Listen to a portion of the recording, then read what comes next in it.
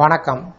இந்த வீடியோவில் சற்று முன் அரசு ஊழியர்களுக்கு புதிய டிஏ அறிவிப்பு மே மாதம் முதல் சம்பளத்தில் உயர்வு சார்ந்து தகவல்கள் கிடைத்திருக்கிறது.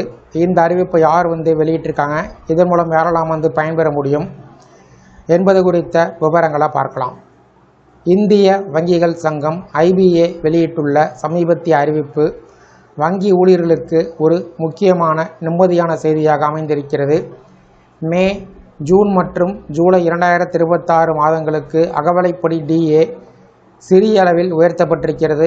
இந்த உயர்வு நேரடியாக ஊழியர்களின் மாத சம்பளத்தில் தாக்கத்தை ஏற்படுத்தும்.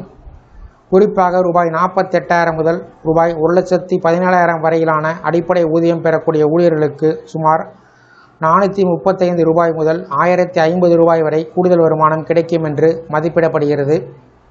இந்த மாற்றம் அதிகரித்து வரும் பணவீக்கம் மற்றும் வாழ்க்கை செலவுகளை கருத்தில் கொண்டு மேற்கொள்ளப்பட்டுள்ளது. அகவிலைப்படி என்பது ஊழியர்களின் அடிப்படை ஊதியத்தின் 1% கணக்கிடப்படுவதால் இது சம்பளத்தின் முக்கிய கூறாகும். இந்த உயர்வு அகில இந்திய நுகர்வோர் விலை குறியீடு அடிப்படையில் கணக்கிடப்பட்டிருக்கிறது. மார்ச் 2026 முடிவடைந்த காலாண்டுக்கான சராசரி CPI 148.73 இருப்பதால் அதன்படி 0.70 புள்ளிகள் உயர்வு நிர்ணயிக்கப்பட்டிருக்கிறது. இதன் மூலம் அகவிலைப்படி சுமார் 59.92% அளவிற்கு வந்துள்ளது.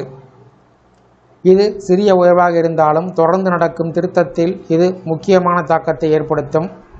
வழக்கமாக அகவிலைப்படி ஆண்டுக்கு 2 முறை திருத்தப்படுவது வழக்கம். அதனுடைய நோக்கம் பணவீக்கத்தால் ஏற்படும் சுமையை ஊழியர்களுக்கு குறைப்பதே.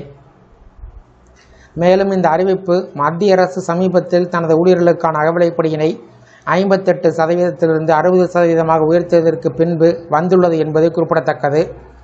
இதன் மூலம் வங்கி ஊழியர்களுக்கும் இது போன்ற நன்மை கிடைக்க தொடங்கியிருக்கிறது.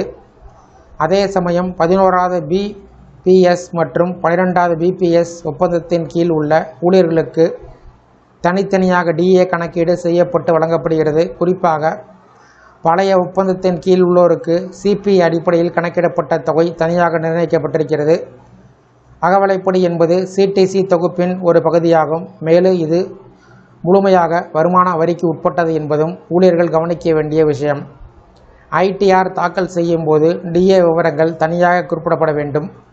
மொத்தத்தில் இந்த DA உயர்வு மிக பெரியதாக இல்லாவிட்டாலும் தொடர்ந்து அதிகரித்து வரும் செலவுகளுக்குள் இது ஒரு சிறிய நிவாரணமாக வங்கி ஊழியர்களுக்கு உதவும். மேலும் எதிர்காலத்தில் நடைபெறக்கூடிய சம்பள ஒப்பந்தங்கள் மற்றும் 5 நாள் பணிவாரம் போன்ற கோரிக்கைகள் நிறைவேறினால் வங்கித்துறையில் பணிபுரியக்கூடிய ஊழியர்களுக்கு இது மேலும் பெரிய மாற்றங்களை கொண்டு வரக்கூடும். இந்த வீடியோ குறித்த உங்களுடைய கருத்துக்களை கமெண்ட் செக்ஷனில் பதிவிடுங்க. இந்த வீடியோ பிடிச்சிருந்தால் வீடியோக்கு ஒரு லைக் பண்ணுங்கள். இந்த வீடியோவை அனைவருக்கும் ஷேர் பண்ணுங்கள். நன்றி.